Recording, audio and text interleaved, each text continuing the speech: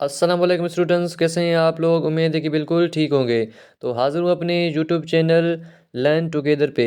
तो स्टूडेंट्स, आज जो है हम अपने क्लास नाइन्थ का chapter number 1 physical quantities and measurement को डिस्कस करेंगे। तो स्टूडेंट्स, ये जो है मेरी पहली वीडियो होगी और हमारा पहला लेक्चर होगा क्लास नाइन्थ सिंध बोर्ड की जानिब से। मैं कोशिश करूँगा कि आपको तमाम तर चैप्टर कंप्लीट करवाऊँ।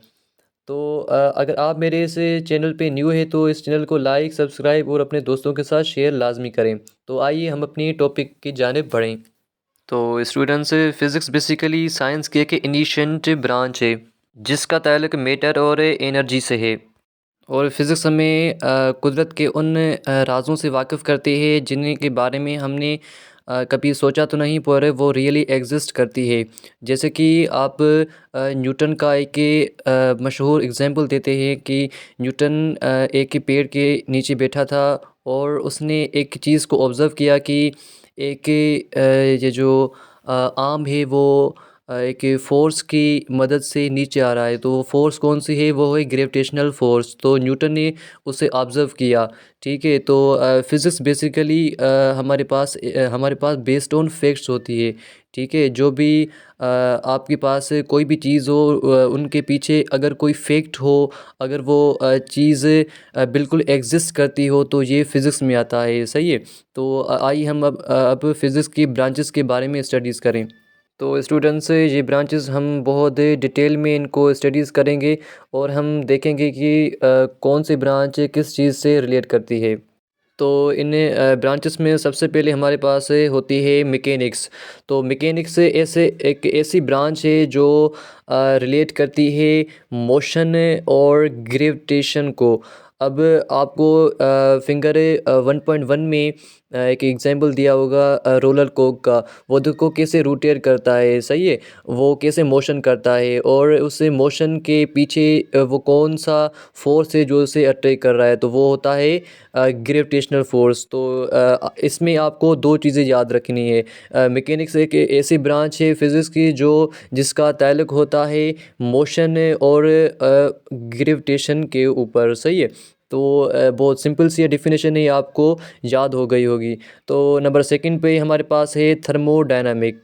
तो ये हमारे पास फ़िज़िक्स की एक बहुत बड़ी ब्रांच है और ये हमें बताती है कि कैसे जो है हीट एनर्जी मैकेनिकल एनर्जी में कन्वर्ट होती है और कैसे जो है मैकेनिकल वर्क हीट एनर्जी के मदद से हो रहा होता है।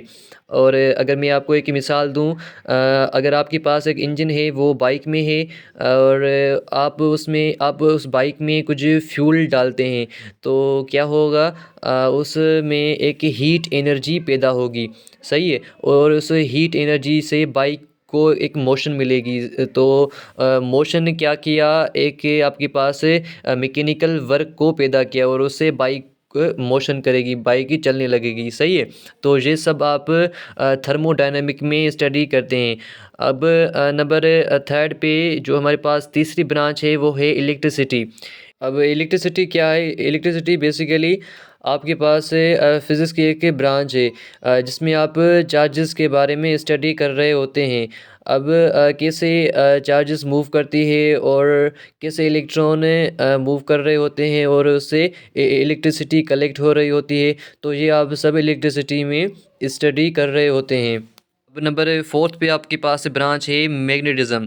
सो मैग्नेटिज़्म बेसिकली फ़िज़िक्स की एक ऐसी ब्रांच है जिसमें आप मैग्नेट के रिलेटेड जो चीज़ें हैं आप उनकी स्टडी कर रहे होते हैं।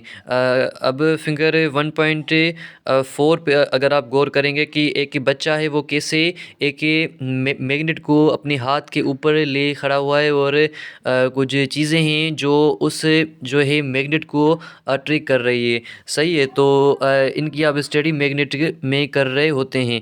अब नंबर 5 में आपके पास है एटॉमिक फ़िज़िक्स। तो एटॉमिक फ़िज़िक्स बेसिकली फ़िज़िक्स की एक ऐसी ब्रांच है जिसमें आप एटम के बारे में स्टडी कर रहे होते हैं और एटम कैसे कंपोज़ होता है, एटम मतलब कैसे बनता है और उसकी स्ट्रक्चर क्या होती है और उसके न्यूक्लियस में वो कौन से जो है पार्टिकल होते हैं, वो सारा आप एटॉमिक फ़िज़िक्स में स्टडी कर रहे होते हैं।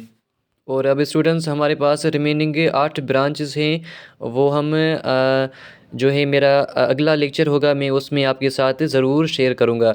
तो तब तक के लिए खुदा हाफिज़। और मैं जो लास्ट में आपको ये रिक्वेस्ट करूँगा कि इस चैनल को लाइक करें, सब्सक्राइब करें और अपने दोस्तों के साथ लाजमी शेयर करें।